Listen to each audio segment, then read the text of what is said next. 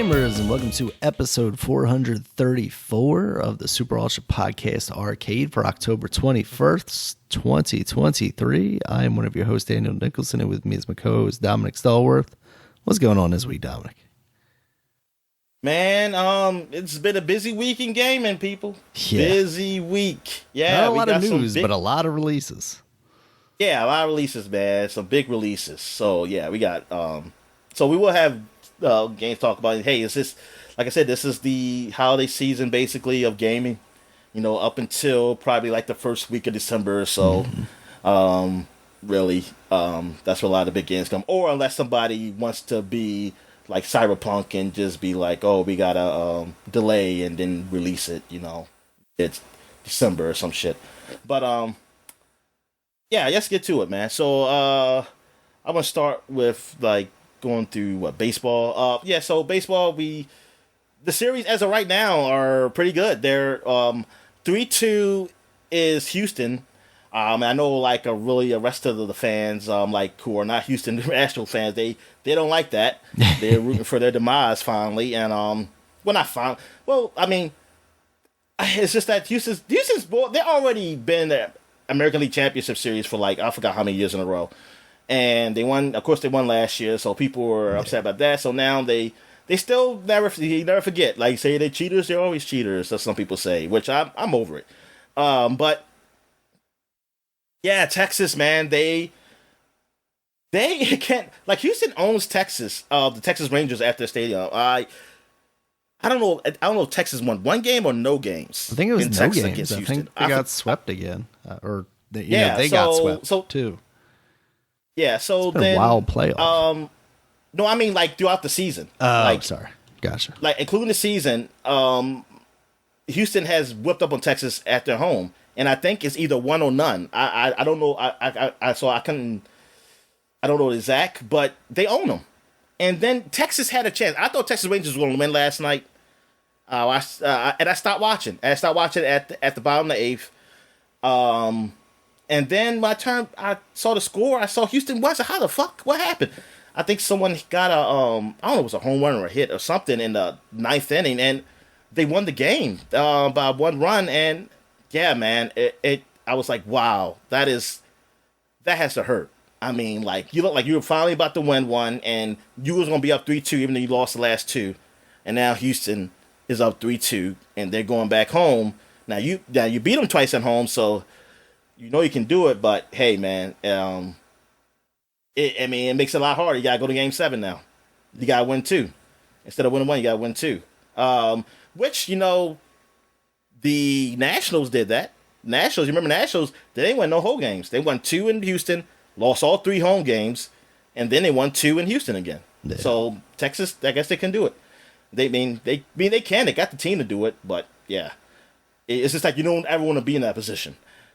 But the Phillies, man, they were looking dominant. Like I was thinking Philly was going to be like, man, they might make the series go to 5 at the most. Because it looks like they're just destined to win this year. But, man, Arizona, I guess they're saying hold your horses, man. They won the last 2 games. Yeah. So they're now so it's tied 2-2, and they're still in Arizona. So all the teams have owned their home games. So I know Philly's going to try to win this one so they can at least go back home and win. I still got Philly win the series. It's because I think Philly's going to win the whole thing. I almost feel like it's like, yeah, we're gonna get Bryce Harper his championship. That's a feeling. But we'll see. What else? Yeah, I think that's it for baseball. Football. My Commanders did win. I forgot who the hell did we play. I forgot who we played, but we won the game. Oh, Atlanta. We beat Atlanta. Oh, the Ravens won in London. So yeah, so Ravens are I forgot who they play. You know who they play today? I mean not tomorrow. Well, tomorrow? Lions tomorrow. Lions. Oh, that's a big game. Yeah. And the Commanders play a team, and I don't know who it is.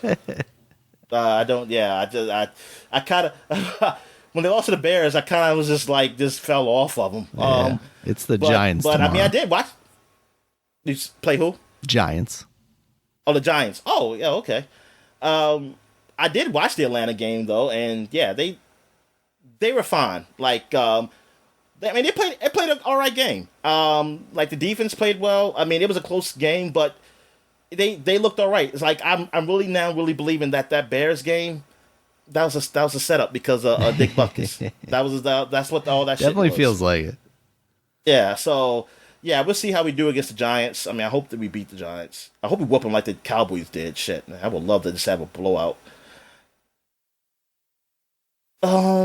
It's probably some other news in football. I just can't think of it right now. But yeah, Battle of Basketball is about to start soon. And yeah, that's really it. So, any wrestling news? Nah, nothing worth talking about really this week. All right. So I guess we get to what we're watching. So you didn't watch anything, did you? No movies or anything? Nothing worth talking about. Damn, man. So you got to hurry up and watch that Ant-Man so you can watch Loki. Yeah. So, all right. I've finished off Mandalorian Season 3. I did enjoy the season. I liked it. Mm-hmm. I think it was pretty good. I still think it's pretty dumb that they always wear the helmets and the suits. I think that's, I think they could have done some kind of other thing. But you know what? Star Wars be doing some weird shit. So, you know, it's like, hey, just take it. I was thinking, like, in a society, how does that work? I mean, you always have to eat in another room. I mean, that's just so inconvenient.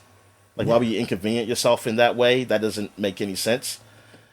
You know, it's not required that all these people follow that rule. I mean, because the other Mandalorians, they take their helmets off.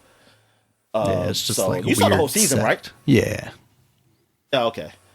So how did you like it overall? I thought it was pretty good. I'm trying to remember now, like, how it ended up ending. Oh, I don't like the idea of Grogu, like, having armor or something. They said, when you get older, you'll get your own armor. I said, what? What? Yeah. It doesn't make sense for him to wear armor. And, like, now I really agree with, like, I think it was, like, Red Letter Media guy. Like, the whole idea of Yoda, like, those kind of creatures, because all we knew was Yoda, but yeah, whatever they are, wherever the species is, like, or just all Jedi, like, all Jedi should not be required, like, to have a lightsaber. That shouldn't have been a thing. That should have just been, like, a weapon. Yeah. That they can use, but since all species are different, it doesn't make sense for that to be everybody's that little guy weapon. needs a gun. Exactly. I'm like, he needs a gun, and I mean, and then, like, the whole thing with Jedi, like, the Force should be the main thing. And I think that was seemed like the whole thing in Empire Strikes Back, was that showing that how Yoda was this little small green monster, but he didn't have like a sword. He couldn't have weapons or nothing, like a lightsaber or nothing like what Luke had or anything, but he was strong with the Force. Like, he was real powerful with the Force. So you figure, like, yeah, that's the real power. I mean, that is technically real power, but they make it like, oh, everybody has a sword. But it's like, it makes sense for a guy like that small. Do that. Like, go the extreme with that. Like, Yoda is so adept at the Force that, like, he doesn't even need to hold the lightsaber. He just freaking telepathically controls that thing swinging around. Yeah. Because he just doesn't have the arms for it. I'm going to say it. He doesn't have the arms for it. That's why they have him jump all over the place. It's like, no, that doesn't make sense. A lot of shots to the kneecaps. But like him, with Grogu, like, they're talking about, like, him being a Mandalorian and him. They should give him that, like, medallion or something, like armor. I said, what? It's like, it looks too weird. It's like, It's like you just. I can't wait for a grown-up, sexy Grogu down. And yeah, I was like, that's where we're going with it. And then him just seeing sometimes he walking. I was like, he needs to be in that thing, that little floating thing all the time, man, because it just looks so weird. That or man put him back walking. in the robot suit. I thought that was going to be a thing, Daniel.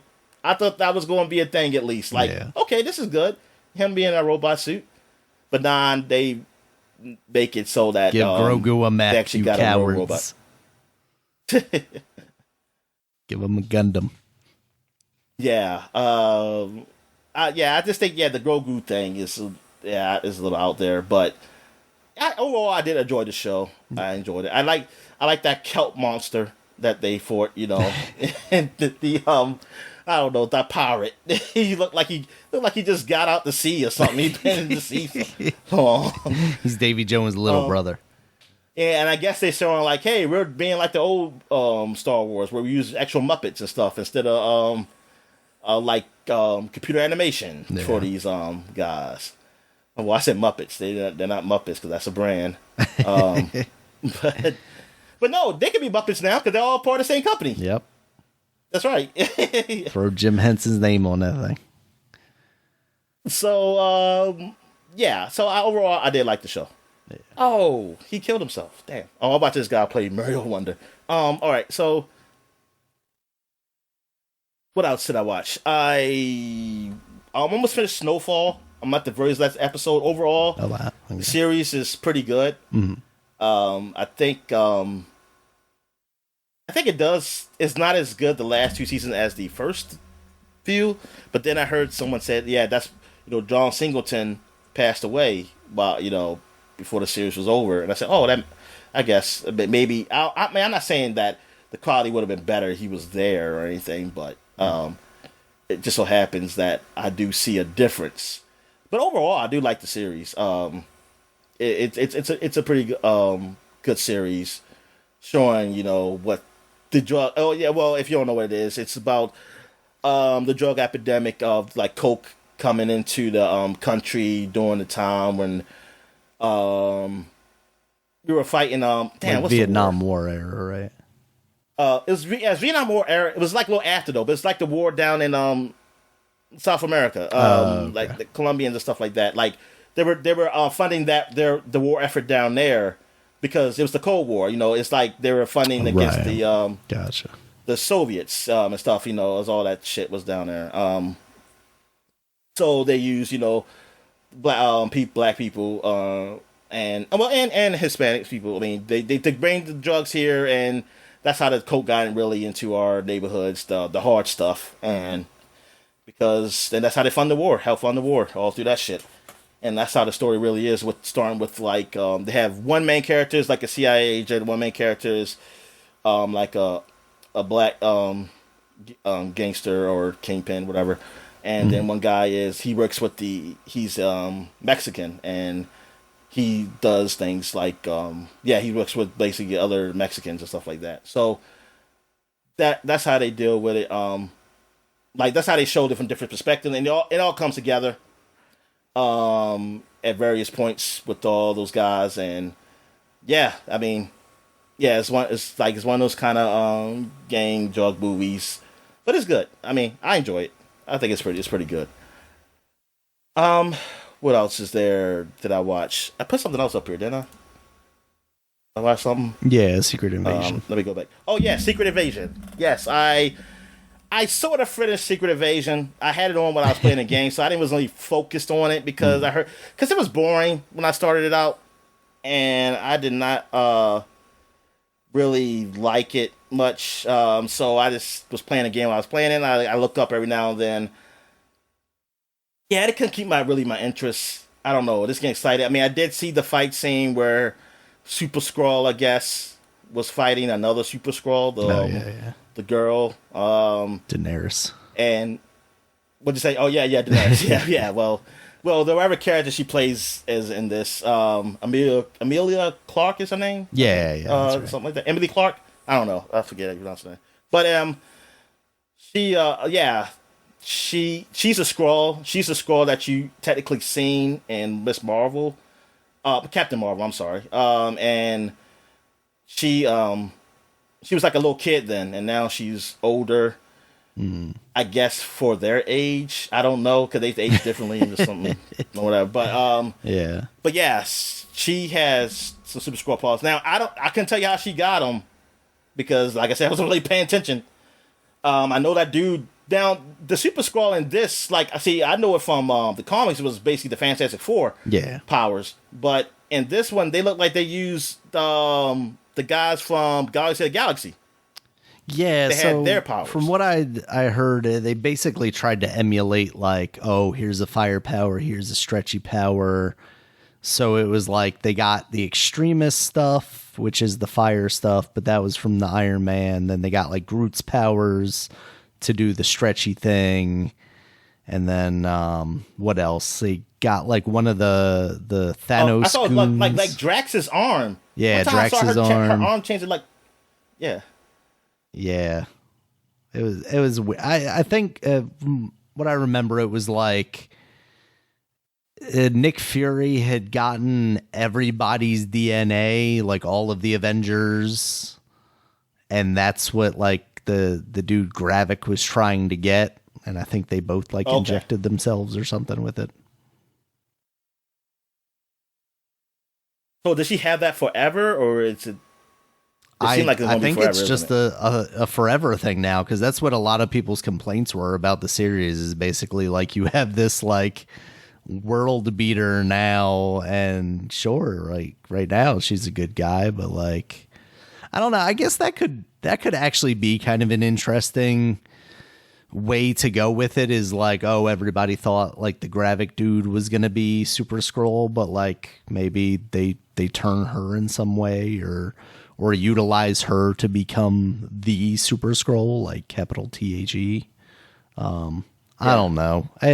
It's another one of those things that's like everybody was complaining about with the Immortals, where it's like, oh yeah, you mean like there's just a half-born celestial coming out of the middle of the earth in the middle of this ocean somewhere? Like nobody's talking about that in the rest of these series since that happened. Like, you know, one of those things where it's like, this seems like it has a permanent effect on the entire world and universe, and I guess just nobody knows about it, right? I still have not, Daniel, because I'm watching all these Marvel movies over again. I think I'm on Winter Soldier right now. Mm-hmm.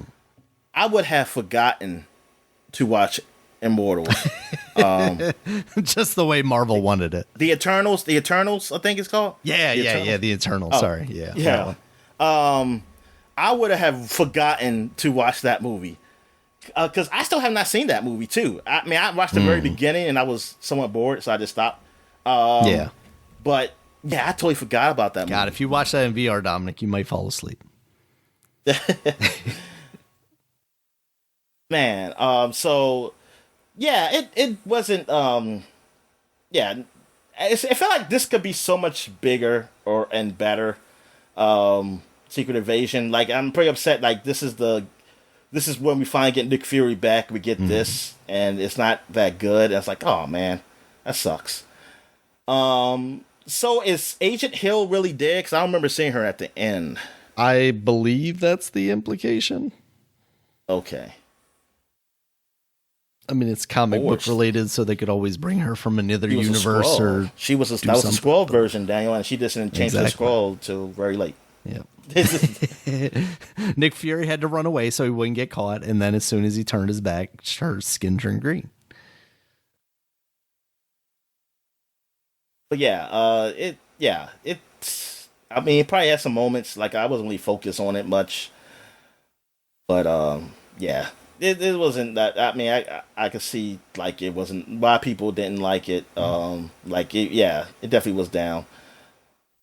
What the other Marvel stuff was, or for some people, all this shit been pretty bad. Some people think, like some people are happy that they said they're going to be more like television now.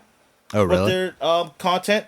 And people are happy because they said like, because they don't like that this stuff just kind of just only these mini series they don't like, and they do want. Some people's like, we can finally get like 20 episodes and stuff. I say, well, as long as it's good.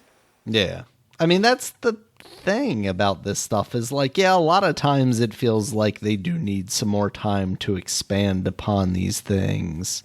Yeah.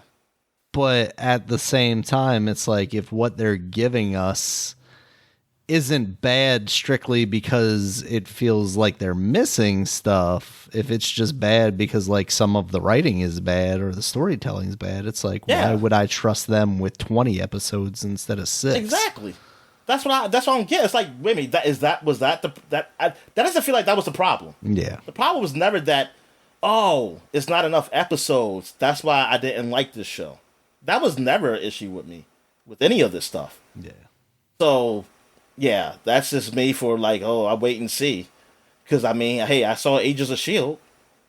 I don't understand saying that I don't want that. I do not want that. Like, I want something, and I don't want, it's like CW had, like, it's not sustainable. Or, like, if it's 20 episodes and, like, that's it, like, you don't go no more, I mean, even still, it's still got to be good. I mean, so, we'll see. We'll see. I mean, the writer's strike is over. I mean, I hope the deal was that you had to be good at writing. I hope that was a part of the deal. If you get lower than an 8 on IMDb, you get kicked out of the guild. Yep, and the IMDb, yep, and with all them user reviews, yep.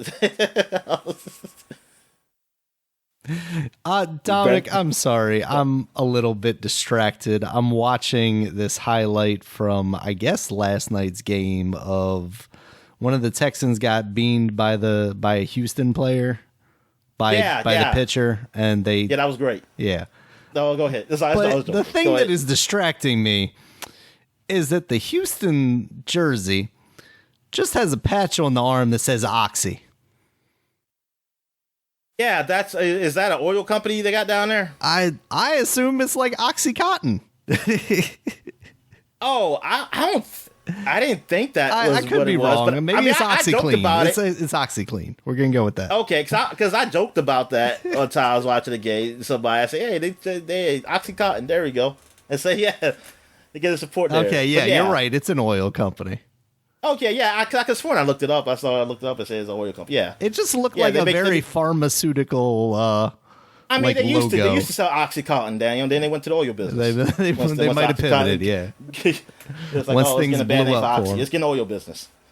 Man, these fucking logos on jerseys, man. This is ridiculous. They gotta get paid, Daniel. They're not getting enough money? Are you really telling me these teams are not getting enough money? They're not getting enough money, Daniel. Jesus. Man, these are poor teams. You know, man, they got a fucking digital thing on the mound now, Dominic. Because I was watching the Orioles game and I was like, "Is that like printed on there?" Oh yeah, it's digital. And then I saw like the next inning, it was something different. I was like, "Oh, these motherfuckers!" Look how many fans be there, Daniel. They're struggling. Look at your Tampa Bay Rays, your hometown Tampa Bay Rays. Well, they don't need a new stadium then. No, that stadium's going to bring in people. Sure, they're going to come. When you build it, they will come. Yeah, okay. That's build what that in a movie told fucking them. cornfield in Iowa. Then I don't care. Jesus. Yeah, that guy got beamed. Yeah, well, because he hit a home run before, and so then I don't know if the guy did it on purpose. I want to say he didn't, because it's like, why would you risk it? Yeah. At this point, and you're not like, that far behind. Like if you were like real far behind and you scored real low, but yeah, I would beam it at his head. Yeah, I would have done that. But putting him on base now, somebody hits a home run and you're all tied up. Yeah, exactly. So. Yeah, exactly. And yeah, they wouldn't probably won the game because look, they came back and won. So that part, yeah, exactly. So I don't think he did it on purpose. But the thing is, I want to know what was said because he looked at the catcher. Like, I want to know what was said. I want to know that the catcher he instantly turned around to him. You called that play. So you called him to beam me. I mean, was that it? I saw his hand. He pointed directly at his head. Oh, but now they do. Oh, they don't use hand signals anymore. They actually got mics now. Do they really? Yeah. God damn, that's crazy. Yeah, but they still won't do the robot unts. That is crazy. Yeah, because sometimes people always they have mic problems, so they say like, "Oh, mic," and that's when they take a break. Oh, that's stupid. Okay, nope. See what? If you can't, no. If the technology isn't good enough, either you don't do it or you got to deal with it. You can't be taking timeouts and breaks because your mic doesn't work. That's lame. They do that. Yeah, because I was thinking like you just got to go to the hand signal. Exactly. Dude, like tap. Oh, but see, it's timed. That's the problem. It's timed. You know, you're timing your pitches. Yeah. Screw that. You better go with just fucking throwing the ball. When I was playing baseball as a kid, we didn't call plays and shit. You just throw the ball, and the catcher better catch it. That's because he just learned it. You got to learn to get on the plate first before you get to like that stuff. Anyway, oh yeah, so that's all I watched. So we can get into video games. So now we can talk about the games we played. So you can start it off. All right, Dominic. So I played Jusant, which is one of the games part of the Steam Next Fest demos.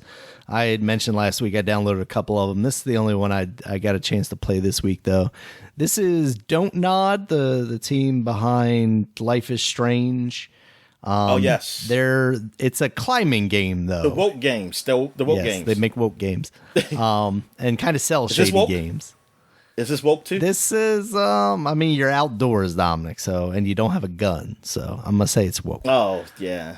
And it's very pleasant, like it's very, very smooth, very so they're not cel-shaded. even they're outdoors, don't even want to shoot animals. Exactly. They're just like, loving nature. Not even disturbing nature, you just, climbing. Yeah, that's what happened, and then you do that shit, and then the deliverance happened. Jesus. And at least they had a bow. Because you couldn't protect yourself, Dom. At least they had a bow. At least he had a bow. But not until that man was raped. Oh, God, man, that was... I'm mad my dad let me watch that movie. That was traumatizing for me when I was a young age. Should not have let you watch that at 8 years old. I don't think this was my first rape scene of anybody. like that shit was horrible. Yikes. All right, now. Okay, go ahead. So this game, basically, from what I've played so far, it's kind of a technical climbing game, like very much like the VR games. You have to kind of do a left-right hand thing. The triggers control either of your hands, so that's the way you climb up stuff. I'm trying to think of other games that have done that recently. And then you have like a carabiner that you can attach to the walls and things. I played this for maybe like 10 minutes and then got to a point where I'm not entirely sure how I'm supposed to progress.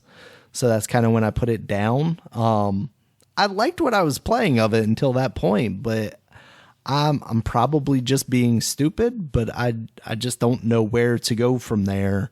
I'll probably come back to it because I'm going to record some of it for the podcast, and maybe I'll be able to progress from there. But it seems cool. But it's just a demo, right? This is just a demo, right? It's just a demo. But I don't know how long it is necessarily. So that seems pretty cool. I also played some more Miles Morales Spider-Man.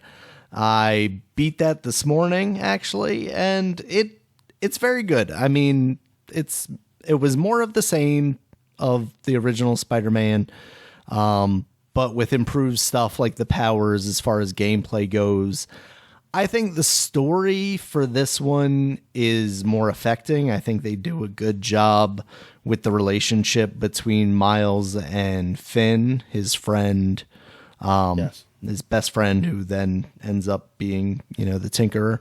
His frenemy. His frenemy, yes. And the way that story concludes, I think they do a very good job. And I mean, the original Spider-Man game was good, like obviously with Peter and Doc Ock kind of being your mentor in that, and then having to contend with that. But I think this is a little more intimate of a relationship, and I think they do a good job in handling that. I'm still struggling gameplay wise. And I don't know why. Like, I don't remember dying as much in that first game as I did in this, and I don't know if it's just a little more difficult, or I do feel like part of it is probably just like having gone so long between like when I started it and then playing it again, because like in my head I'm still getting some of the old version controls of the first Spider-Man game, like messing with how I play this, because they changed up slightly the way you did like webs and things of that nature, and I think I still go to that for some reason. So I'm excited to get into Spider-Man 2 and actually go through like a tutorial again and try and get some of that to stick into my head. But I found myself dying a lot in this game, and I don't think I have the difficulty ramped up at all. And that first game, I beat on whatever the hardest difficulty was because you had to do that to get the trophy in it. Yeah, but I thought this game was fantastic. I don't know, because Spider-Man 2 is right there, if I'm going to put a lot of time into going back and doing all the collectible stuff. I kind of just mainlined this one to get through the story. We'll see. It's one of those things where, like, if I felt like I had more time, I would happily just like sit down with a podcast on or music on and break through all of that extra stuff real quick. I mean, that's basically what happened with that first game. Is like that's what I did before I even touched the story stuff. I went through and I took all the pictures and collected all the things. So it's just like dealing with the time aspect of me playing video games now. So yeah, I thought it was fantastic. I think it's right up there with that first game. And for me, it being kind of a shorter experience with the way I play games nowadays, I definitely appreciated that. You've been playing a little bit of that too, right? Yes, yeah. So I just started over again though. So I didn't start from where I left off because I didn't remember everything from the story. Yeah. So I just skipped what I remember. But playing again, that was like, I mean, yeah, it was a great game. I mean, it was cool. He was a cool Spider-Man because, you know, black people cool. And but anyway, but yeah, I mean, that was a good game. It was fun. Like it was a different. It's like, you know, the same game, but like a slightly different approach to it. And like you said, with the powers, which is just, I mean, like, you know, I always say that Spider-Man is now the Sonic of the Spider universe, because he has just the basic Spider-Man powers, and everybody else has something special. Yeah. Like Miles doesn't just. I forgot he had the invisibility too when when that scene came. I said, "Oh shit!" I said, "They really make it like Spider-Man really did. Like he has nothing. He has nothing like compared to these other Spider people. Like Silk has something too. I forgot what she got. Well, besides a sexy body, it might be like organic webs. I think. Yeah, but she also. And I know has they have a else, thing. Their pheromones are like when she get near Peter, their pheromones go up. I don't know when she get Miles, does it go up too? But then again, he's underage technically, right? Hopefully it doesn't. But also, isn't she like? Isn't it something like cloning or something with Peter? So like maybe that's why. Or the spider that bit her was a clone of the spider that bit him. Or I can't remember. Oh yeah. So yeah. So like maybe they're tied together for some reason. And Gwen has something. What does she have? What does she have? Does she have invisibility too? Because like they call her Ghost Spider. I'm trying to think. Yeah, that's right. They do. Yeah, so maybe she does. I thought, or because she's pale white. I don't know. But then again, that's well her costume, because you're not supposed to see her face. Well, yeah, I would think she has something. I knew she had some other power. But yeah, Peter's just boring. Now he's that's why they made him rich now, Dominic. That's his new superpower. Well, no, Daniel. I mean, he was rich, and then he lost his money because of Superior Spider-Man. Because Doc Ock took over, and then it was all bad blood, and then I think he lost his money. Because like there was like starting from the beginning again. They were trying to make it like, hey, we're gonna get back to level Spider-Man. But I was very confused. I was like, but wait a minute. I mean, it's just that. After all that happened, this doesn't seem too realistic that this will happen. Yeah. You know what I mean? I think they're doing another Superior Spider-Man soon too. Yeah. Like just because you lose all your money now, so now you're back to being poor, just like old Spider-Man, like people love. I was like, you can't really go back. You can't go back like, now. Yeah, it's like you can't. You got now you're just a billionaire that lost a lot of money. You either got to do it all over again or stay. I mean, listen, we had so many years of Peter Parker. Like I know there's people who will be like, man, this is what I grew up with, and all this. But, you know, it's time to move on. I mean, either do something with Miles. Maybe Miles could be kind of like that. And I mean, I guess, yes, you're going to lose some people because they don't like the black Spider-Man or black Puerto Rican Spider-Man or whatever. I mean, but I'm just saying that you gotta go a new way. Just like with with Batman, and like he, like he doesn't have this, like he does his own thing. I mean, he still got a Robin, but it's not the same. Like, and playing a lot of times, he's not really with Robin. Sometimes now they be doing their own thing and shit like that. It's just like you progress. Like Superman has a son now and everything. Well, see, I haven't read it since his son grew up, which they ruined it. But see, it was cool with a young son and stuff like that. It was cool with Batman having a Robin that was actually his real son. It was something different. I mean, some people didn't like it, but it's a change. And I mean, the comic book sales seemed like they still were pretty good. And I don't know. I just feel like just do I don't feel like you can go back. I don't know. I mean, without just doing a revamping everything. Right. Like just starting over from the beginning. Like just put on top of that. I do wish they didn't call Miles Morales Spider-Man. Mm-hmm. I kind of wish they had a name for him. Yeah, like, because they did. I mean, like you said, they call exactly. They call we call it Ghost Spider, and they call her Silk. But I mean, when Miles came up, I understand there wasn't no Spider-Man, right? So they just call him Spider-Man. But even then, I kind of wish they could have called him something else. Yeah, but then I guess at that point, do you then try and rename Peter's Spider-Man? Because Miles was the original one. I mean, you know what? Just to say fuck it to the people who are, who didn't they should have like left anyway. Well, put it like this, Daniel. They should have been gone anyway, based on all the shit that Marvel has done. The people who really don't like this change and stuff from Marvel, saying they're too woke now, they should be gone now. So I guess you can do that. I mean, are you really ruining it? Because are they still even around? Yeah. Those guys. Just call Peter Scarlet Spider.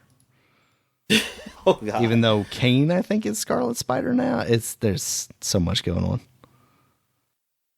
That's the other thing is like why I can't follow comics is like theoretically I have to know like 90 million years of fucking backstory. But that's why you read the Epic collection like I do, which oh my God. I did not. Back in the day, Daniel, they wrote a lot of words on those books compared to what they do now. Because I was like, I am still only on page 8. And man, God damn, it's 20 fucking pages. I said, it's like, good. The exposition is ridiculous. Like, I don't even read the yellow boxes anymore. Daniel, if it ain't the box where they talking, like the heroes are talking, I ain't reading it. I said, fuck it. I can figure out what's going on. And then it's a whole lot of like thought boxes, I mean, thought boxes are there, but it's just that they think it's like the obvious. It's like, okay, I get it, man. Yeah, blah blah blah. It's just say, come on. And so you're saying the same shit. You say so a lot of times. Sometimes I just be like, okay, I kind of just glance at it and shit like that. But it's still cool to read those old things because I really see how because I always really thought Peter was just a nerd, and he really wasn't. He wasn't. He had an attitude, and he wouldn't. He didn't let shit slide. Like he be getting an attitude even with the ladies. He got an attitude, Daniel. Like he can get mad, and I was like, damn, maybe he had a little attitude there going on. But that's because in the '60s you could just slap people around, Dominic, and that's okay. Well, you also see that too, how the women are totally different from what they are now. Yeah, I mean, like. I'm looking at like Jean Grey in this old X-Men band. I'm like yeah, like they, you might as well have her like she probably there baking cookies or something. It's like they didn't have that. I was just joking, but it's things they treat her like like a lady. It's like they protective or something and differently and it's I mean because that's the time. So whatever and.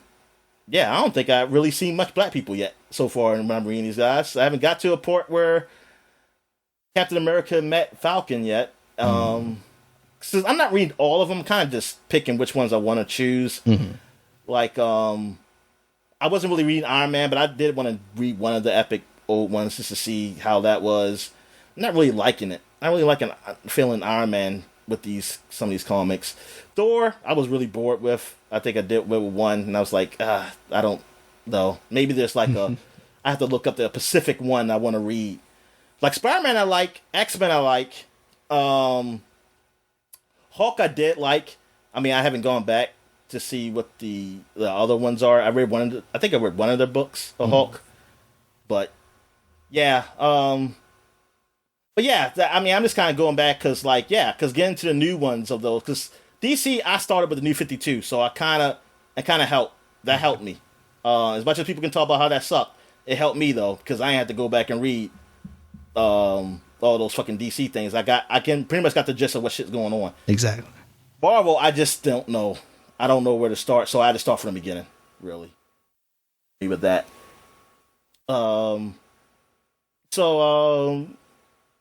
Yeah, so that's it. Oh yeah, but no, you got to talk about the big game you played on Switch. Yeah, so I also played Super Mario Wonder. I'm in like World 2. I haven't played a ton, but I played a decent number of levels. So far, it looks awesome. The like increase in animations definitely gives it a different vibe from the new Super Mario Brothers games. It looks more whimsical. The characters feel more lively. They introduce like the Elephant Mario, the elephant power up very quickly. That adds basically ability to smack with the trunk, and you can also suck up water in your trunk by going over these little waterfalls, and then you can shoot it on plants, and that'll open up things. The Wonder Seeds, so far, I don't know that it's going to be something that like changes gameplay in like this astonishing way, but I think it's clever that every level kind of does a different thing with the Wonder Seeds, and that's where you go into like the trippy mode, and like pipes will start crawling around, or like an immense amount of bubbles will start popping up, and that'll lift you up the screen. It's cute little novelties, but I don't know that it's something that like, oh, I could see them evolving this in the next Mario game. Like this is what this game does, and I would not be surprised to see them move on kind of from that. As far as gameplay goes, pretty basic Mario, left to right kind of stuff, 2D. I've played a couple of the different characters, but it doesn't seem like they do anything really differently outside of the Yoshis do not take damage, but they also do not take power-ups.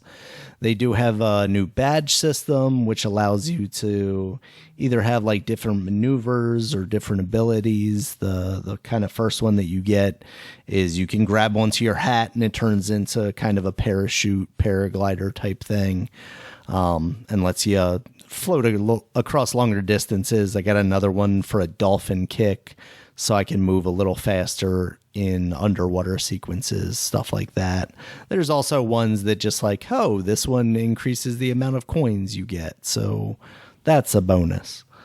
Yeah, from the limited amount of levels I've seen, I've definitely seen an increase in difficulty. Like, this is a game that I am gonna find hard to play with my daughter. Like, she wanted to play some of this yesterday when I was playing it, and just instantly it didn't seem like, even with her as like a Yoshi, it didn't seem like a game that she was really going to be able to keep up in, because there's still Did they have like an easy mode, where it's like you can't really die or nothing? So the Yoshis and Nabbit, if you choose them, you don't take damage, but you can still fall in pits and die.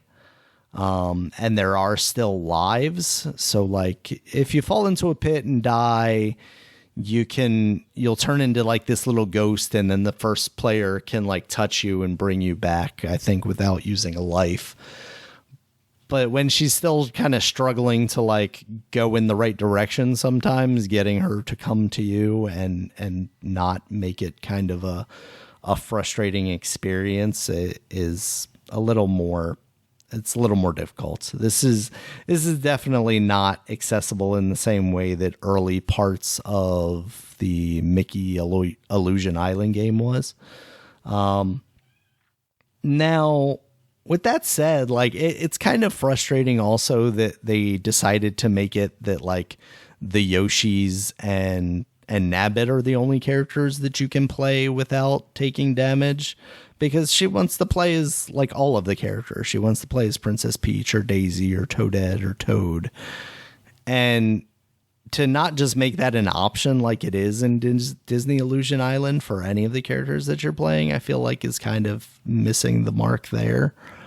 And just instantly, there are levels in this game that I'm having difficulty completing, and it's on the first world. It's not, so far, it's not necessarily okay, the first world's going to be the easiest levels, and then the second world's going to be slightly harder, and then increase over time. It's like, okay, on the second world, you have this 5-star, because each of the levels is actually denoted with a difficulty rating, and it's like, okay, this level is going to be a 5-star, this level's a 1-star, this level's a 2-star.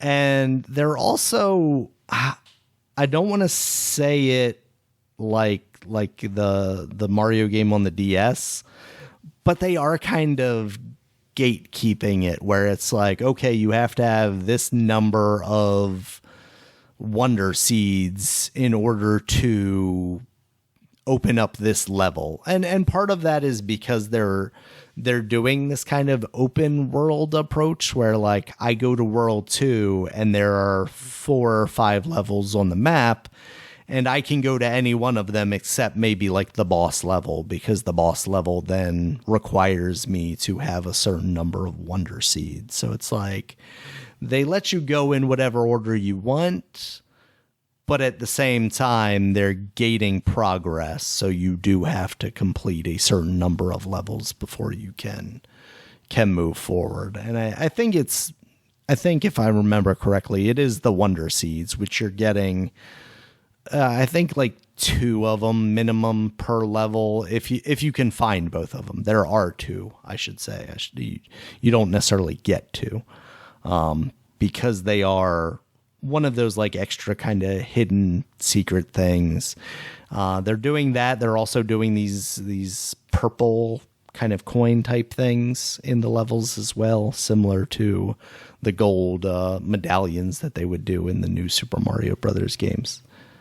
So far I'm liking it a lot. I'm having a lot of fun playing it, but it's not like it's this revolutionary thing per se, and trying to play it with my daughter has added kind of this added wrinkle of like, this game is not necessarily set up for a child her age in mind. Obviously, once she's more adept at playing video games, I think it could be a fun experience, for the whole family kind of thing. Because they do a similar thing where it's like, the first player is the main character, and the screen follows them. It doesn't stretch out or like split or anything like that. If you fall behind, you just kind of get bottled up into a bubble, and then you get pulled over to where they are. So there is some aspect of like, I can drag her along if I need to. But because it's not really an open world game and it's more linear, I think that's less fun than just kind of the exploration aspect that we saw in the Mickey Illusion Island. So, yeah. All right. Yeah, man, I gotta get my hands on it. I downloaded it. I just got to just play it. It's because it does look good. I'm looking at this guy on Twitch right now playing through it, man. And just some of the puzzles are very creative, man. In this game. Yeah. So it looks like it's a lot of fun. So speaking of like some new games like that came out this week, I did play the Spider-Man 2. Yeah. I played it streaming from your PlayStation to my PC through remote play. And it seemed to work pretty well with that. Okay, good. Yeah, it seemed to work really well. And the performance, they have it where like it's so many different performance things now. Even like it's not just fidelity and performance. It's also I forgot what it's called, but it's like performance, but still have some fidelity to it. Also, it's almost like 4 different versions you can. They're starting to turn into PC settings. Game. Yeah, exactly. And but the game itself, like the look of the game, it looks good. Like I said, I'm playing through streaming, so I'm not gonna be the best way to say like, oh, these graphics are really eye-popping. Just looking at it from that, it's nothing that I haven't like that makes you say like, oh, it looks totally better than the previous ones. But I know that like when I looked at screenshots of or like some videos, it does. I mean, it shows how it does look better than the previous one, but it's not a lot. Which I mean, the other one looked really great. It looked great. I mean, like even the remastered versions of those looked really good on the PS4. So I mean, I'm okay, but there is but they do some better lighting and stuff. Technically, like it is better. Now, based on your eyes, it's just up to you. Like if that's really a huge difference. And no, I mean it really doesn't matter for me. I mean, as long as it don't look worse. That's really where I'm at. As long as it don't look worse, I'm good. So, going to the gameplay, I'm still at the very beginning. I'm being a little spoiler alert. There is Sandman, and Sandman's at the very beginning of the game. So he's like the big boss you fight in the beginning of the game, and that's where you kind of learn all the new moves. And it seems like a lot of things are. I'm gonna say a lot, but the controls are a little different. Where like how they do powers, and a little easier, I would say. Like it seemed like they made it easier to pull them off. And also now you have glide because you got the webbing under your armpits like old Spider-Man did, and both characters have that, so it's not just like Peter. Which I was thinking that too. I was thinking like, oh, maybe Peter has the web thing and Miles don't, but then Miles has too. I said, oh damn, well Miles is just so much better because he got the electric powers and all that shit. Yeah. So they had you. So I haven't got to a point where I can switch characters on my own. It's still just story. The story was switching for me, but I mean the cinematic stuff, like kind of fights, it was great. I mean, just like in the original Spider-Man and or in Miles Morales, like it seemed it looked really cool. Like all the sand and stuff happening, like the effects and things of that nature. I mean, put it like this: if you like the other game, I don't see how you dislike this one. Like I would have to go through more of it to get maybe some on a maybe a story level. The story any good like that? Because I think gameplay wise, I think you're going to say it's just as good. The first one, maybe better. Like I can't see it being worse.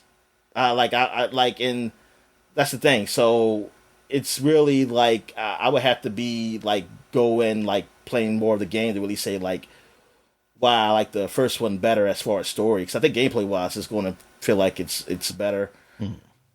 They do have like the way that you get on your phone, like it has it now where you swipe on the middle part of the controller. So like instead of like you go to the pause, but you can't go to the pause menu still, but it has a swipe where it tells you your task. Because that's where the just like from Miles Morales, if you play that one, you see how what's his buddy name? Genki, yeah. Genki has set up that little task thing that tells you like people send for help, and that's what it shows. It helps you see what's available, like who's out there and who needs help and stuff like that. So that's cool. And yeah, man. I mean, so far everything it looks great for that game, man. It looks like it's going to be fun. I'm really curious where the story goes, man. Like when you get to the Venom stuff, man. Yeah.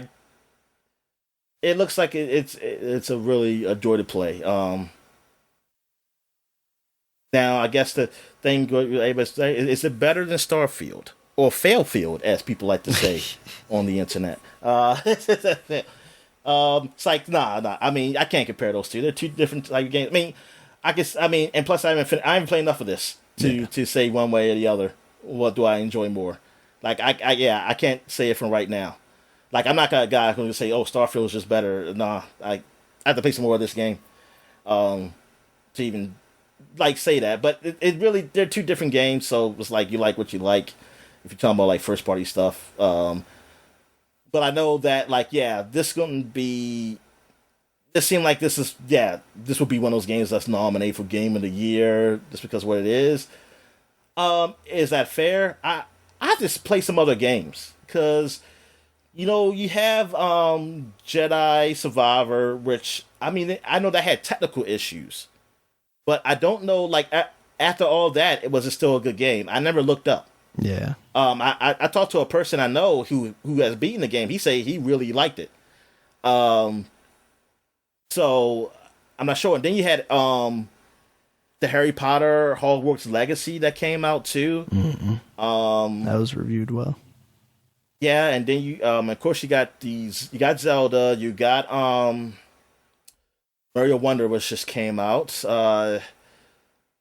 Forspoken, which people just seem to love. I'm sorry, stop. But the so what else came out?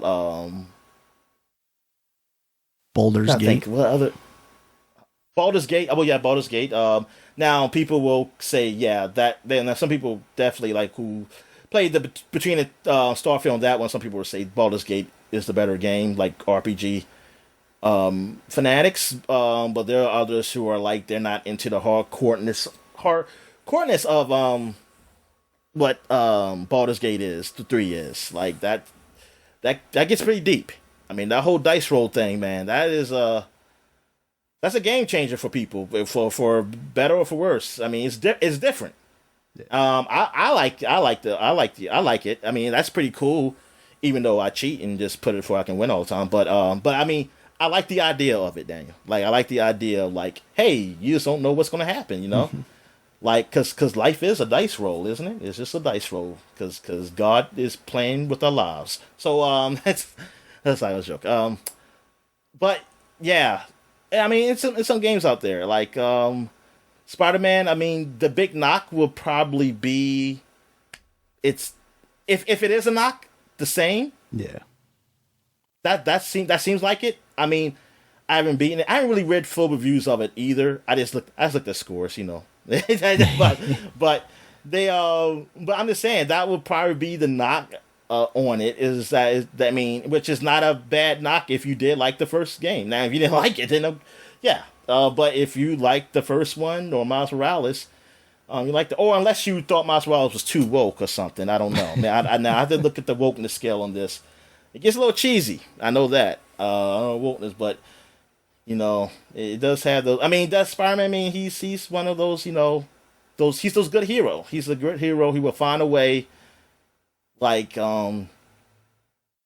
was trying to find a way to help everybody. He wants to help everybody. Exactly. Yeah. Yeah, my daughter was watching me play, and she's like, "You're killing those guys." I was like, "Look, Spider-Man does not kill. They are getting beat up. Relax." Yeah, and then he always has them nice up, beat up and webbing. Even though I don't know if he goes Batman level. Breaking arms and stuff. I mean, he does punches them hard. Maybe he might broke a jaw. Miles electrocutes like that. Yeah, they get shocked. But yeah, he does. Yeah, he does not kill. You know, he's almost like the Marvel Boy Scout. I mean, some people might say Captain America, but I'll call Captain America more patriotic. I mean, he's a Boy Scout, but he's a patriotic Boy Scout, which is. That's dangerous for me because, exactly. It could be dangerous. Even though he wasn't on the side during Civil War of what you would think he would be on the side of. Yeah, he was. It was Iron Man who was, which is, I think that was that their goal to put the guy Iron Man who you would think would be on the against the government because while Captain America in his name is that's 100% their goal.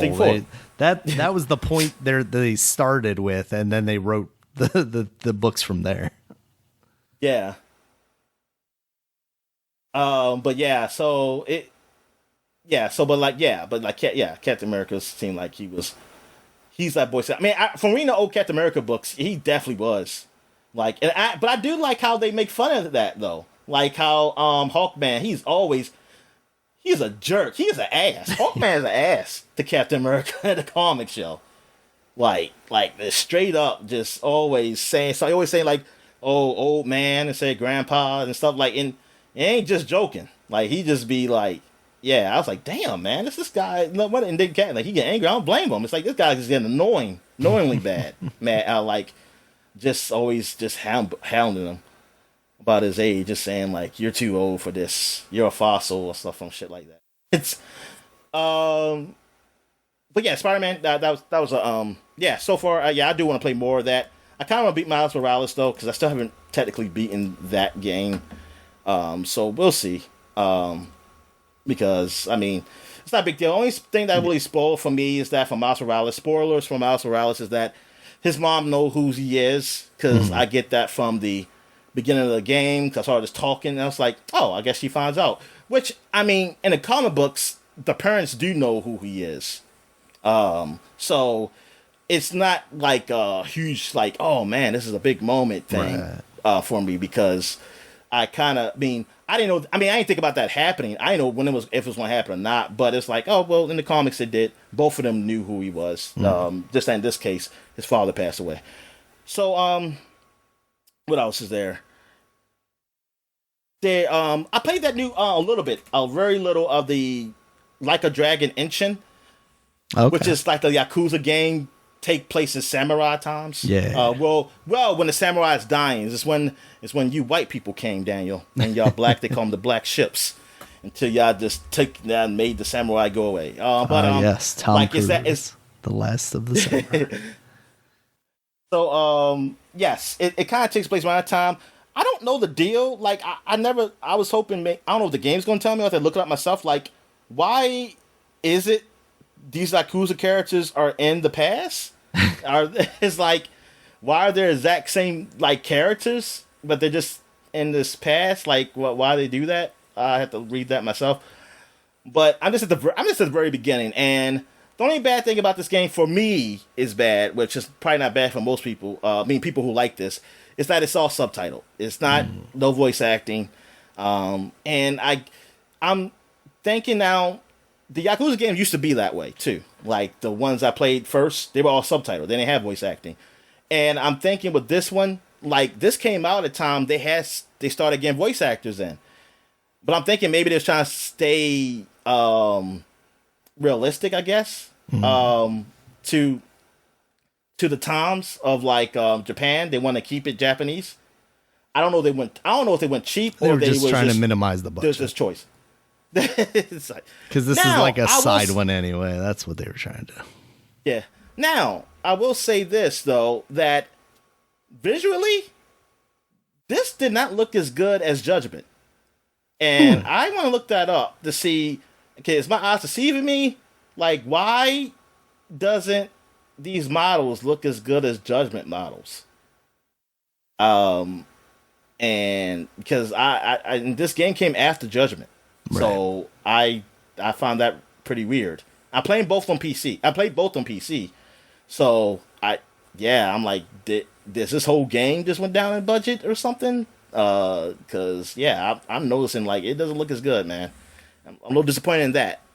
But I can't really get a judgment on this game. I haven't played enough. I just started it really. And I was really starting it because I was going to play Miles Morales, but something had gone with the Steam wrong, so that's why I just chose to play this game.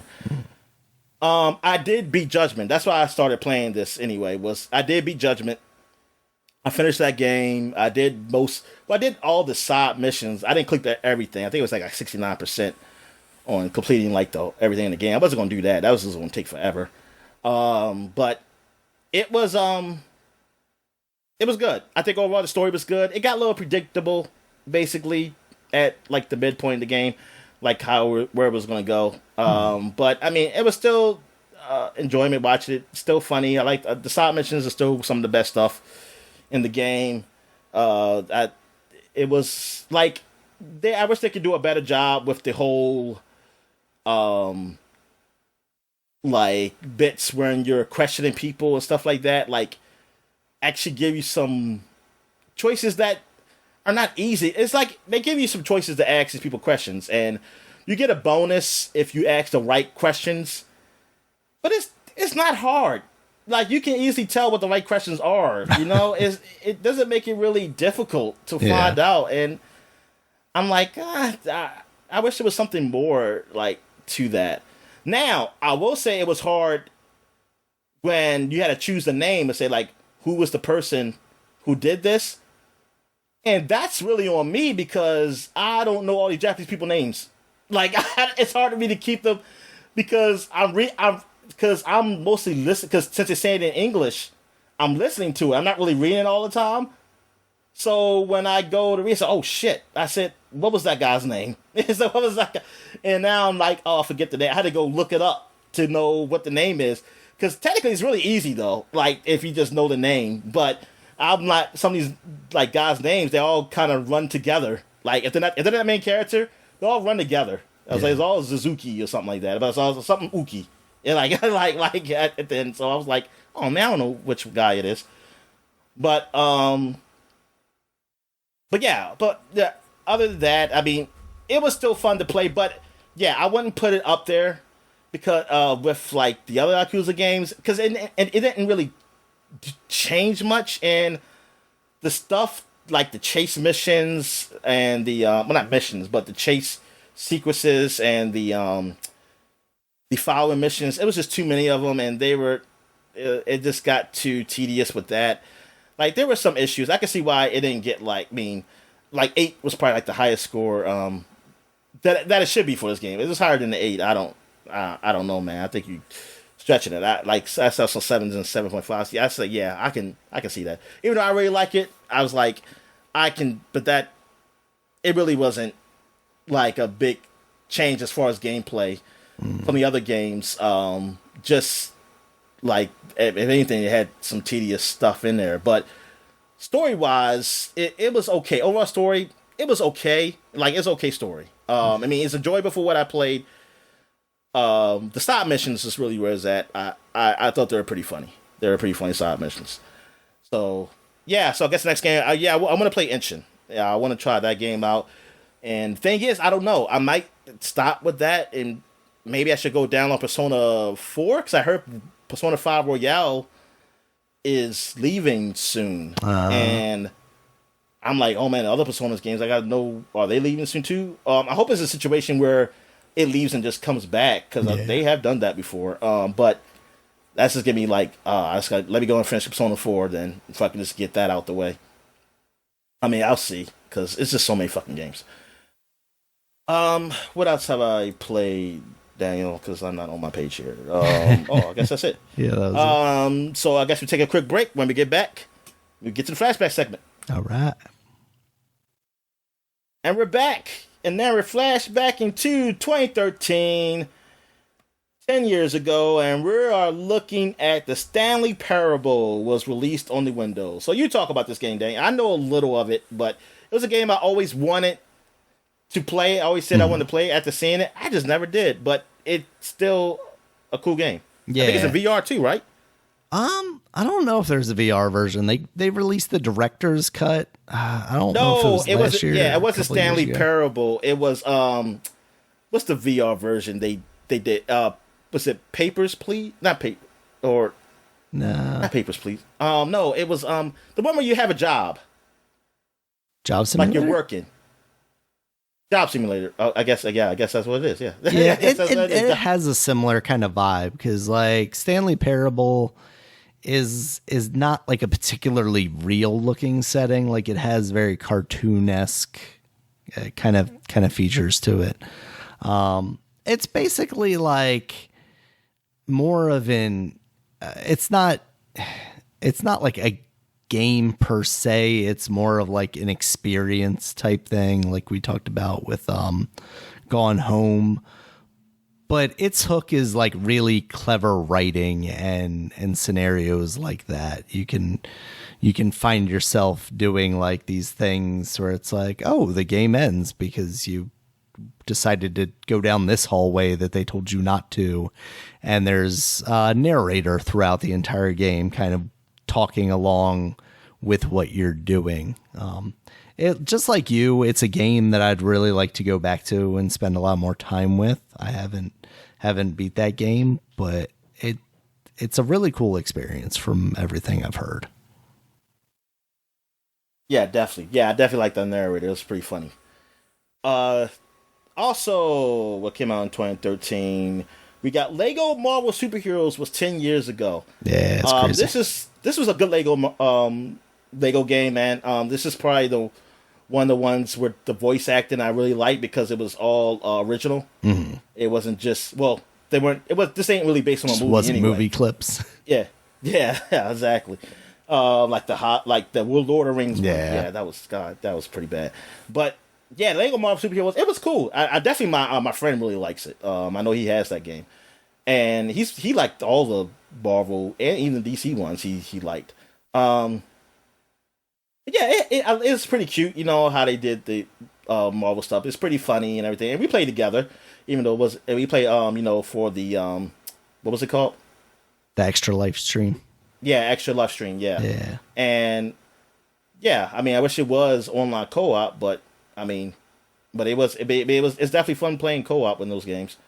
It definitely makes it a lot more fun. Yeah. It's just that I didn't finish it, man, because I always get to a point in a Lego game, then I was like, okay, I'm bored, and and then I stop. I think the only Lego game I'm finished. I mean, besides the first ones, I think the recent one. DC Villains? Didn't you spend a lot of time? Yeah, DC Villains, because that story just felt like it was the best. I mean, it was just felt so good.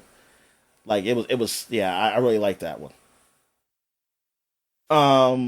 But yeah, what do you want to say about this? Because you play this game too, though, of course. So yeah, it's one that I probably should like revisit. Maybe not necessarily this one, but one of them. You know, I think my daughter would probably do well in these games. They're very shallow though. So unless, like you said, with the DC Villains one, unless it has a good kind of story pulling you through, the gameplay of it can get kind of boring pretty quickly. Yeah. So like they're always pretty much always good games, but whether they have like a lot of staying power is kind of their downfall. I mean, they put those elements in there because like either DC Villains, I mean, this one did too. Like they have that little open world where you just can do anything. I mean, like a lot of shit, but it's just that. Yeah, I didn't care about doing that stuff though. I mean, for a kid, I can just see you just playing all day. Like, yeah, like little me probably would definitely had really loved that shit. Yeah. Like, and especially if you get like one game or something like that. Hell yeah, there's a lot there. All right, so is that it for 2013? Yes, that is it for 2013. So we got only one game for 2003, and that would be SSX3, the third SSX. And you talk about, because you played this one. I never played this one. Yeah, this is the one. I think we talked about it quite a bit for the covers, but this is the one out of the series that I played the most of. I don't think this was the first one on the GameCube. I think Tricky did come to the GameCube, but for whatever reason, I missed out on that one, and this one came along and just absolutely crushed it. Like I spent a lot of time with this game, and there's not like much memorable about it, to be honest with you. Like I don't remember like characters or anything like that. Well, it wasn't that good then. I think I played the better one then. He might have. But I just bombing down the hill with the music going, I think was just a lot of fun and brings up a lot of good memories, a lot of good feelings. Yeah, I missed out. This one it kind of was late. Well, technically it came out when I started college, so I wasn't getting no games. So yeah, it just kind of came at a bad time for me. So that I didn't get any games this Christmas because all my money went to college. Everything I got went to college and clothes. Like I did like clothes and shit like that for Christmas. Yeah. So I wasn't even thinking about this. So yeah, it was one of those things where I just missed the boat. Yeah, I just missed it on this. I had other focus. I probably would have maybe if I was still in like either high school or something or anything, or if I was working or something, I would have picked it up, gotten into it. Yeah, because it did get reviewed. It did get reviewed well. It wasn't like it was a bad game or anything. It wasn't until the next one. That's where when it got real. When it got 92s, 93s. Like I don't know that I would have, as much as I like that game and as good as I thought it was, I don't know that I would have expected it to get those kind of scores, just because those feel kind of reserved for large single player kind of experiences, That's awesome. But didn't it have that mountain thing? Like you can. you do like you pick someplace on the mountain. Yeah, or like something, if I and you- remember correctly, it was almost kind of like an open world mountain thing, and you could just like, oh, I'm gonna start at the top and just kind of go my way down. Like it wasn't necessarily like you're always doing races. There was a lot of just like, oh, I can kind of explore and dick around. I think that's what I spent the most time doing. It wasn't like necessarily the races that I was looking forward to. It was very much just like, oh, I like snowboarding. I like the way this game feels. Y'all love dicking around. All right, so all right, so that is it, man, for the Flashback segment. There wasn't really many big games that really came out this week, but we're going to take a quick break, and when we get back, we get to the gaming news. All right. And we're back. So let's get to the gaming news. What we got, Dan? All right, Dominic. We're really light on gaming news this week because we had a whole bunch of releases, I guess. People are busy. First up, this might have happened like while we were recording last week, but at Comic-Con there was a panel for Mortal Kombat, and they showed off a trailer for Omni-Man from Invincible, who is going to be part of the first fighter pack, basically. And announced that he's coming in November. They didn't give a specific date, but it's looking real good. Like he has I don't know if it's one of his fatalities or if like one of his X-ray style moves, but he does the train thing, Dominic. He holds you up and then you go through a train. So that is So is intense. who stronger, Homelander or him, Dan? I guess we're gonna find out. I don't know. I mean, Omni-Man's like an alien, right? So, like, I'm going to go with him. Oh, okay. Well, see, you underestimate humans, Daniel. How He's dare also you? got old man strength, Dominic. If I've Yeah, learned old man anything strength. from wrestling, the older that you get, the stronger you are.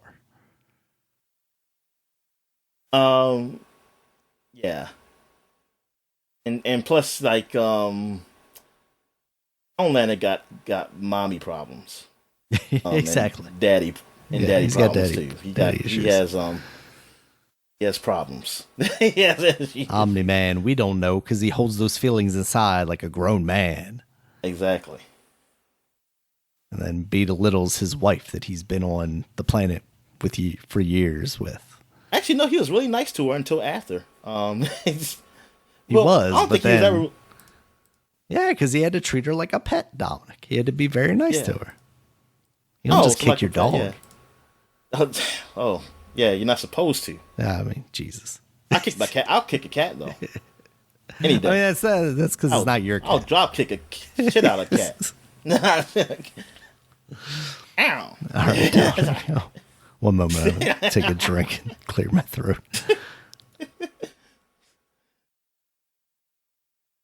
Oh, what'd you say? You say you're gonna drink? Yeah, sorry. I was just clearing my throat and trying to take a drink because got something in the back there. All right. All right, Dominic. Next up, Analog, the company that has released like the Super NT and the Analog Pocket. Basically, Is that those Japanese companies that make those fake systems I'll be at the flea market? no, this is the I don't know where they're based out of, but I want to say maybe Europe, and they do the very I said high Japanese. end. That's obviously Chinese. Yeah, What I'm talking about. yes. Yeah, the high end kind of premium. These are the things that cost $400 and $500. Oh, Because basically they use a field programmable array and FPGA processor, which allows you to basically emulate the processor of the system in hardware instead of actual like software emulation that most of us are used to. So they're releasing a Nintendo 64 version of this in 2024. I believe the pricing is out there, and it's basically like $400 plus dollars. So yeah, this is something that I'm never gonna get into, but the idea of it is cool. I want to see the design. They haven't showed that off yet, but like the Super NT was a really like cool modern looking system, and this is gonna be able to like output at 4K, which like I can't help but wonder what a Nintendo 64 game is gonna look like at 4K, because like, man, those things are muddy as hell on a LCD screen in the modern times. that's going to be a rough look, I feel like. I believe they're going to give you the option to like overclock it though. So some of excuse me.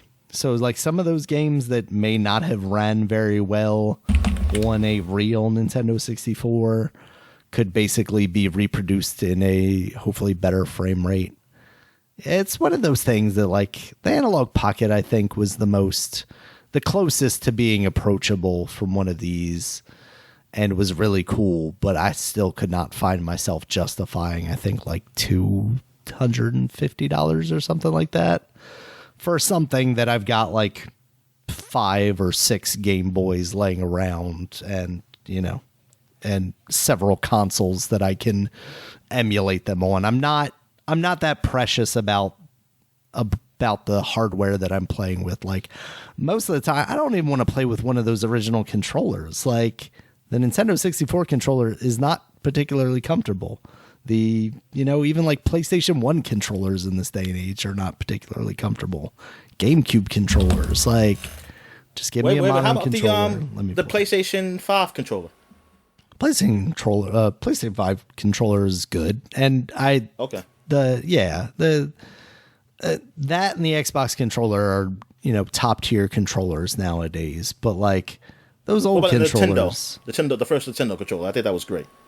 It's got sharp corners, Dominic. Like the Super Nintendo is like, I'll give you a little bit more leeway on. I know, at least it was smooth. Yeah, those corners, man, they can hurt. They can hurt you. They leave an indentation in your hand if you're playing that thing for too long. Yeah, exactly. As long as you got the same amount of buttons in a very similar orientation, like I will happily play that with an Xbox controller comfortably on a PC emulator. Like I just want to be able to experience the game still. It's never been about that level of dedication. So you were saying this controller is not... It doesn't look really good? Oh, no, I'm not saying... I'm just saying, like, as far as, like, hardware versus software emulation, I've never really cared about that. They haven't showed off the controller for this yet. And they are going to have, like, ports for original Nintendo 64 controllers. I wonder what direction they go with that, because... I remember even back in the day, like using the N64 controller in like the JCPenney Christmas toys catalog or something. Doing it right. You remember that? The slogan? Yeah. They had like a wireless controller before like even the Wavebird where you had to like plug a dongle in the other side. But it was almost like more PlayStation-like in its shape. It didn't have the middle thing. So they moved like the D-pad and the analog sticks over to the left and the buttons over to the right. And like I always wanted one of those because it looked like an actual controller as opposed to the monstrosity that was the Nintendo 64 controller. Even though at the time I thought it was cool and I would fucking argue to the end of the earth probably because I was a Nintendo fanboy. But like... there were aspects of it that were fun, but really the C buttons and having the D-pad completely independent of the analog stick and not really being able to utilize them in any way, like nowadays, like you think about it, Spider-Man, I mean, all games, but like thinking about Spider-Man, because that's something I played recently, like that's what you put your powers on now, with the D-pad. It's basically an extra set of buttons. And on the Switch, of course, it actually is an extra set of buttons. So yeah, I think it's really cool that they make these. There are people out there that will definitely appreciate the fact that they're doing that. And I think from a technology standpoint, just the idea of these FPGA processors where you can basically train them to act as actual processors from that day and age. I think that is kind of insane. But yeah, I'm fine with software emulation. I mean, that's what I've been doing since even the earliest days of getting that stuff up and running on my PC. So it's what I'm used to. I've never really had too much problem with it. I know, like, what do you think about this stuff, Dominic? Are you a guy that like would prefer if you had the option to go a more traditional route? Would you rather bust out an actual GameCube or Nintendo 64 to play a game, or does it really not matter? Yeah, see, yeah, I think I would rather have it like some kind of digital capacity, like a Switch or something. Yeah, it's more of the convenience factor, right? Yeah, I mean, it's cool to have it like, oh, I can make it like use cartridges again or something like that. But like that's just something.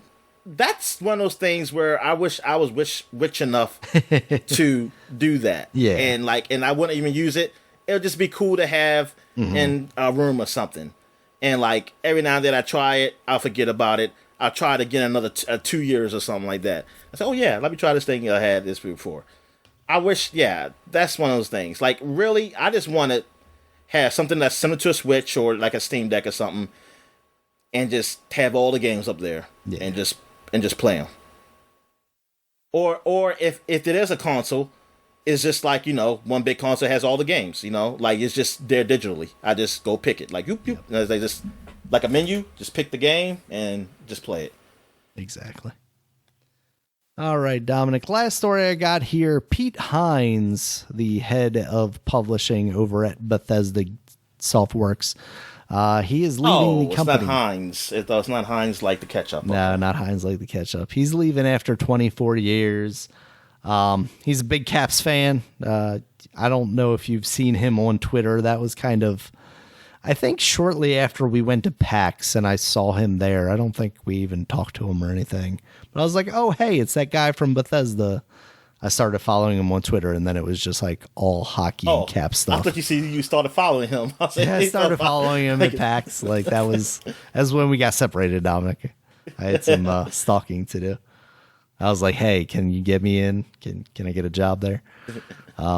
Yeah, he's a guy that I feel like outside of your Shigeru Miyamoto's and your Cliffy B's and guys like that, I feel like he's right up there with a name that a lot of people in the industry are familiar with, even though he's not necessarily like a game designer. Yeah. I mean, because I look at his face. Yeah, he's very recognizable. I've seen him a lot. Yeah. I've seen him a lot. Yeah. He does have a very distinct face as well. He's got strong features. But yeah, I'm interested to see what he ends up doing. He's a guy that I wonder, like with the Microsoft acquisition, like he's a big name at Bethesda. Did he have like a lot of stock options at that point? So when they bought them out, did he just get like an insane amount of money? Like, I wonder if this could be like, oh, I'm retiring because I have money and I can do that.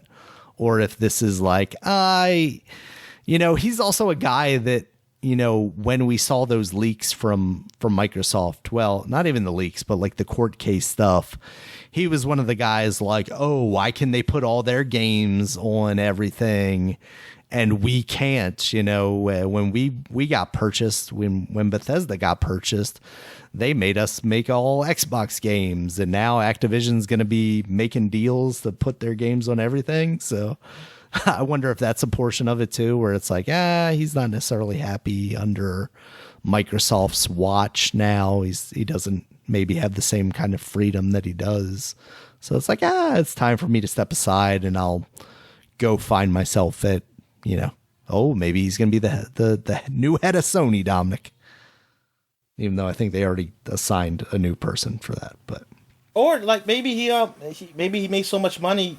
Can he be like owner of the Nationals? Because they're still looking for an owner. They still don't have one? Maybe. Well, they do have an owner, but they trying to sell. Right. I don't think he's got that kind of money, Dominic. But I also don't know how much of be part-time owner. Team. I mean, I said part-time. Part owner. It's like, all right, I'm going to own this team on Thursdays and Fridays. Yeah. You guys got it the rest of the week, right? That's all my paycheck could allow for. But yeah, so good for him. Hopefully he was able to go out the way he wanted to. And hopefully he has luck with his future endeavors, Dominic. So, yeah, man. Good for him, man.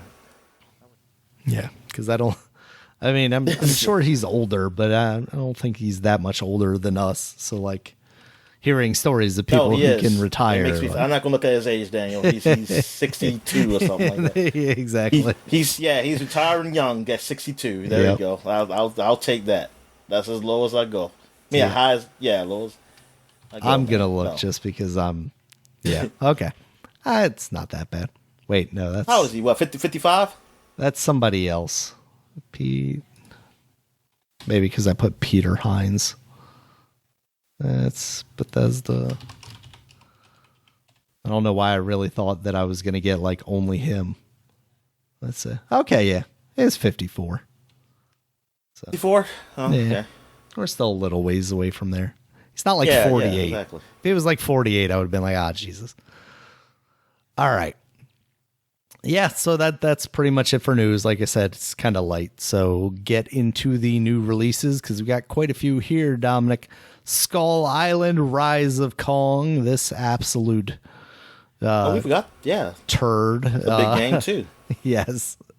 This game looks really bad. I mean, we talked about it when it appeared. Is it one of those games that looks really bad, but is actually really good? No, I think it's a game that's bad that also looks bad, plays bad, and is all around kind of a joke for the money that they are asking for it. This isn't like a full price title. I think it's like $30 or $40, but it still looks like a game that would be kind of embarrassing to release on a phone nowadays. So that is basically on everything, though. So if you are intrigued, you can check it out there. Sonic Superstars, Dominic. This is a big one that we didn't mention earlier because we have not gotten to play it. We didn't get review codes from Sega. Thanks a lot. This is now out on PC, Nintendo Switch, PS4, PS5, Xbox Series.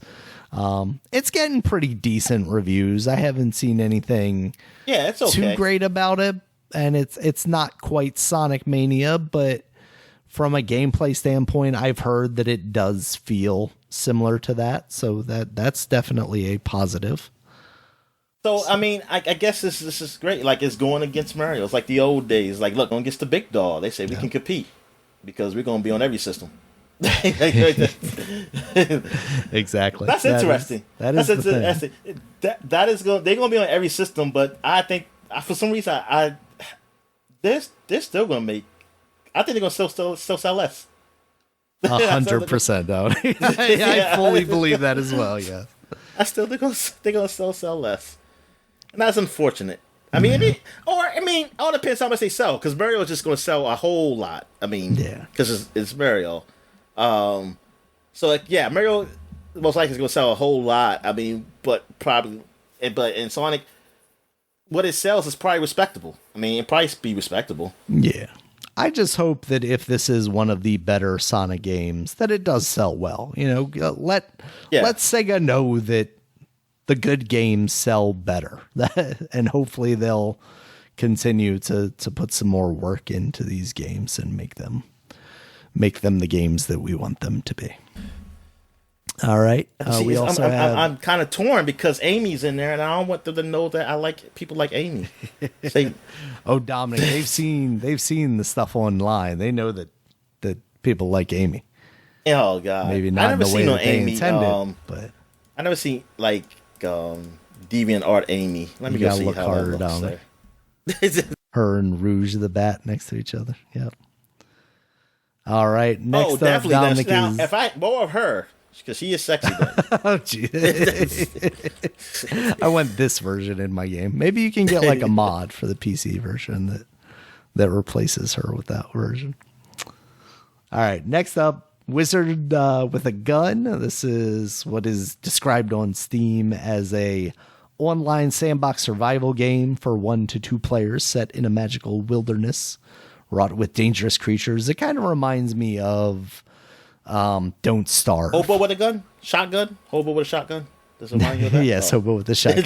Yeah, it's funny that you say that because when I was looking at Hulu, when you were talking about Snowfall, that was one of the movie that's like on the new releases or something. I got that movie for free at Target because like I did something. You were being awesome that night, so they gave you a movie, Dominic. All right. Next up, Hellboy Web of Wyrn. This is now out on PC, Nintendo Switch, PS4, PS5, Xbox One, Xbox Series. I saw the IGN review for it. It was a 6, so I don't know that I have much hope for it. I know, man. I really wanted this to be good. Because it looked cool. I like the look of it. Yeah. It looks really good, but it sounds like it's kind of a middling roguelike game, which is unfortunate. Also, another one that didn't seem to review particularly well, the Destructoid review for it was pretty low. Gargoyles Remastered, that's out now on PC, PS4, not PS5, PS4, Xbox One, and Nintendo Switch, of course, playable on the new systems. But that got a very low score on Destructoid. It sounds like that game is not as good as one of the like Lion Kings or Aladdins from that similar kind of era. So this remaster hasn't done a lot to make it much of a better game. The visuals do look all right, though. All right, next up, The Seventh Guest VR. That's out on PC, PS5, and just saw it on Quest. Steam. Yeah, so I'm definitely gonna have to look up some videos of that. I don't have as much familiarity with the series. Like, what is your level of interest, Dominic? Would you be interested in playing that? I would. Or would it be maybe too scary? No. I don't, because it's more of a puzzle. The puzzles are really, but it has some scariness to it. But like now, I think it's not that. Well, actually, I don't know what they changed. It's just like how much they changed from. They just had jump scares everywhere. You finish a puzzle and something jumps out at you. I mean, anybody, like, if they have anything, like a ghost could just be right next to me. It doesn't mean he has to jump out, but because of VR, it's just that you're not used to that. That would just scare me. Hell, I was scared when the goddamn boxer was just appearing next to me in the boxing game. So it won't take much. It won't take much for me. But the puzzles is like the main thing of the game, like the point of the game. Like, do the puzzles. I mean, and then the story goes along with it. And as a kid, I didn't really understand the story, so I couldn't really tell you. But I barely even knew how to do the puzzle. I mean, I learned. It took me forever to learn how to do the first puzzle. It took me years, and it's like because I was like real young kid, so I didn't understand it. My sister and my father did mostly. My sister was scared of the game though, but she knew how to do the puzzles. My father, he beat the game. I watched him beat it. But just for nostalgic reasons, really, is like to just see it and just be like, man, Seventh Guest, like, yeah, man, that was the thing. I think you were the seventh guest. Oh. I think that's what I don't know if I even spoiled it or not. Maybe that's a spoiler. At the end, you were the seventh guest. You were the ghost all along, or whatever. I don't know. All right. Next up, Dominic, There's another game that came out. Oh, go ahead. No, you're not finished. But go ahead. Yeah. I'll look for it. Hot Wheels Unleashed 2 Turbocharged. I'm looking at the reviews on Metacritic here. It's got a 77. That's pretty good. That first game sounded like that was pretty awesome, so I'm glad. I think it was around the same kind of score too. Yeah. I just want to know what did they change in this one? Because I think I said from the first one I played it, I wanted more of the environment to be more interactive with it. You know, like I wonder did they do that? Yeah, I don't remember because I know like one of the first trailers that they put out was like highlighting the changes basically, but I don't recall what those changes were now. But it seems pretty cool. All right, we also have the Jackbox Party Pack number 10. That's out on basically everything. I can't believe we're at a point where there have been 10 of those games released, Dominic. Like, I feel like I still remember like 2 or 3 being the new hotness. And are there like side Jackbox too? So is there more than that? I don't think so. They've just basically like anytime they've had new game ideas, I guess they put them together in a pack and said, here you go, here's a new pack. So, because I mean, it can't be more than one a year, right? So like it's probably been 10 years, but still, yeah, it's a little weird that became kind of an annual release.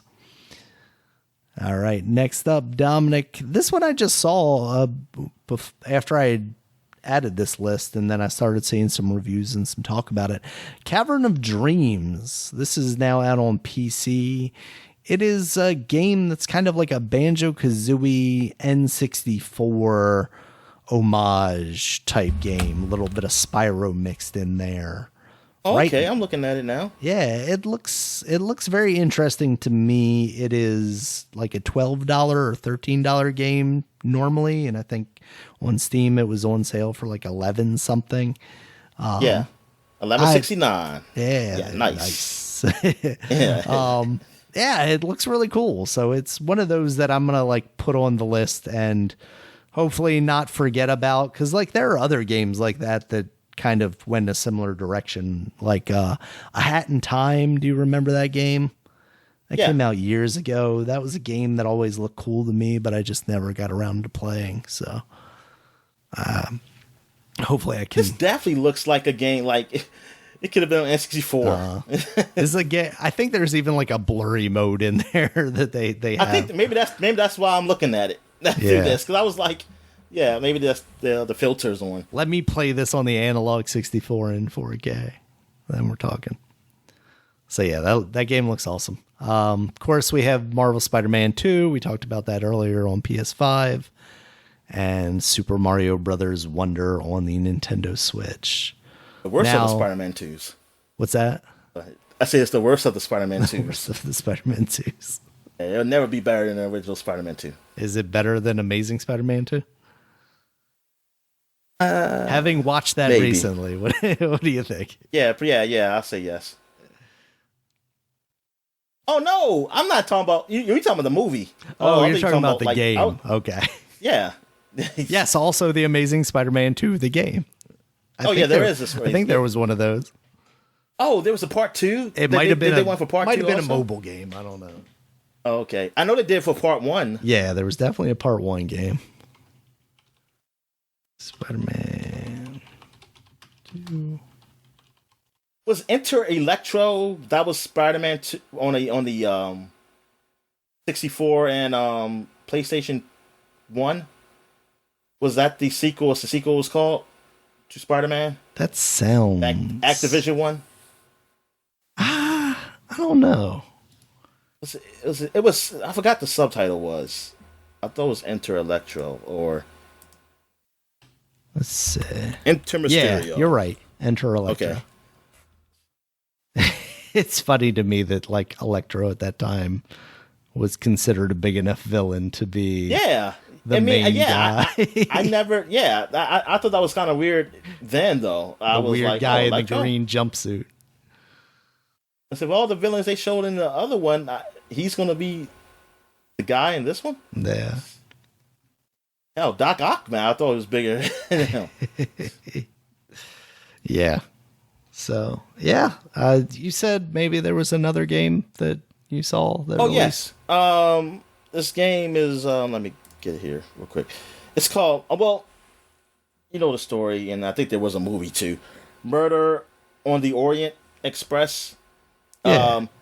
They made it's a looks like it's a point and click type of game, puzzle game, adventure game.